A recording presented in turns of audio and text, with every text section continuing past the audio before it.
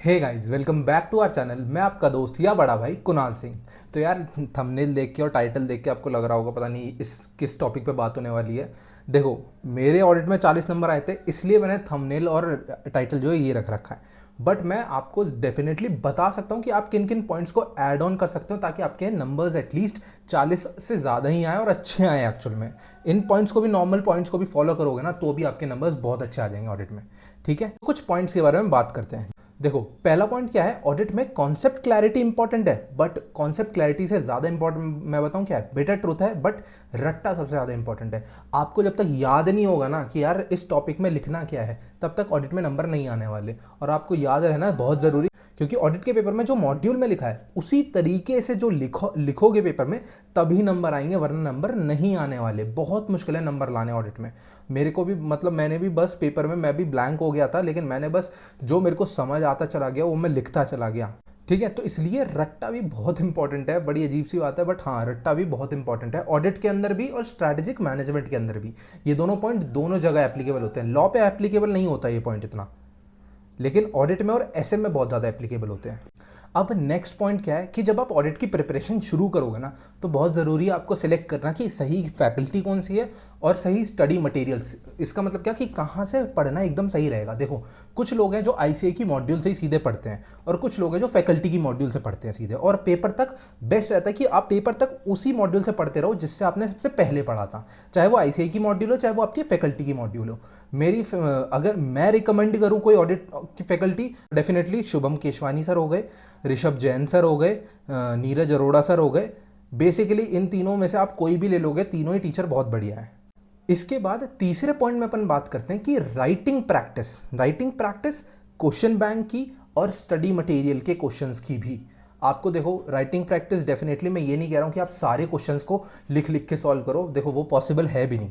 आप सितंबर अटेम्प्ट दे रहे हो, उसमें भी वो इतना आसान नहीं है, उतना पॉसिबल नहीं है। बट हाँ, आपको कुछ क्वेश्चंस को तो लिख लिख के सॉल्व करना पड़ेगा। कुछ क्वेश्चंस को आपको एक बार ही देखना पड़ेगा कि अच्छा इसकी लैंग्वेज क्या है, इसको मेरे को लिखना कैसे है। और आपको एक चीज अगर मैं बोलूं तो आप कुछ क्वेश्चंस को लिखो और सारे क्वेश्चंस को एक बार ही देखो जरूर, उनके आंसर्स को देखो जरूर कैसे लिखे हुए हैं। अगर कोई क्वेश्चन ऐसा है जिसका आंसर समझ ही नहीं आ रहा, पता ही नहीं है कि इसमें होगा क्या, तो भाई उस क्वेश्चन को मार्क करो पहले, फिर उसको पढ़ो आराम से, उसका आंसर देखो आराम से, फिर उसको लिखने की भी कोशिश करो और उसको रिवीजन के टाइम पे दोबारा करना भी है आपको।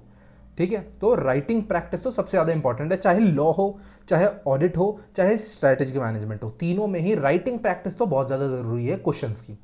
इसके बाद फोर्थ पॉइंट क्या है, रिवीजन इज द की। भाई इसमें मैं नहीं बोलूंगा एक रिवीजन करो, दो रिवीजन करो, तीन रिवीजन करो। इसमें एन नंबर ऑफ रिवीजन करो। जितने मर्जी हो सके उतनी बार रिवाइज करो एक ही टॉपिक को, जितने मर्जी हो सके उतनी बार रिवाइज करो एक ही चैप्टर को। आपने आज कारो पढ़ा है ना, कल सब कुछ भूल जाओगे, ऐसा सब्जेक्ट है। ठीक है, तो इसलिए रिवीजन्स को बार बार बार बार बार बार, किसी भी चैप्टर को एक बार पढ़ लिया तो उसको दोबारा हफ्ते भर के बाद या 10 दिन बाद दोबारा एक बार देख लो, दोबारा एक बार पढ़ लो उसी इंटेंसिटी से।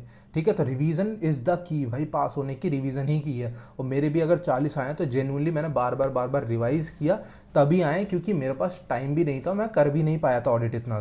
फिर फिफ्थ पॉइंट क्या है कि एमसीक्यूज की प्रैक्टिस करो। बीओएस पोर्टल से करो, चाहे आईसीआई के मॉड्यूल से करो, प्रीवियस ईयर के जो प्रीवियस अटेम्प्ट के जो क्वेश्चन पेपर्स आ चुके हैं उनसे करो, और चाहे तो आपके फैकल्टी ने क्वेश्चन बैंक दिए होंगे उसमें से करो, एमसीक्यू बुकलेट दी होगी उसमें से करो। बट एमसीक्यूज बहुत बहुत बहुत तमीज से करना भाई, एमसीक्यूज ही पास कराते हैं at the end of the day, सच में बोल रहा हूँ। एमसीक्यूज पे पूरी जान डाल देना, पूरा फोकस डाल देना एमसीक्यूज पे।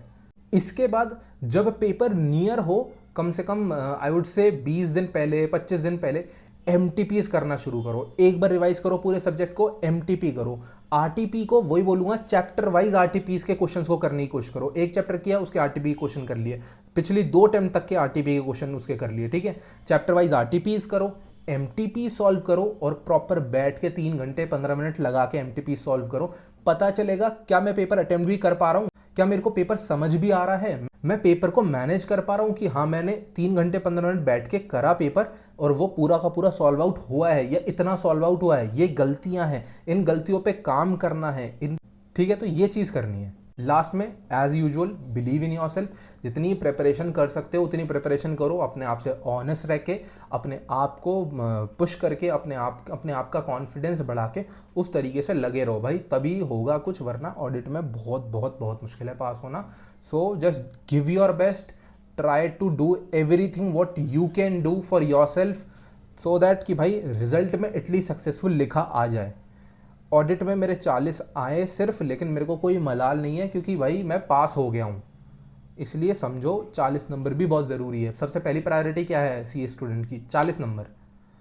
So that's it from my side. I hope आपको समझ आएगा कि ऑडिट में कैसे आपको प्रिपेयर करना है, क्या क्या चीज़ें आपको फॉलो करनी है, किन किन बातों का आपको ध्यान रखना है। आई होप आपको थोड़ी नॉलेज मिली हो, आपको वीडियो पसंद आई हो। So do like, share, comment and subscribe, and जय श्री राम।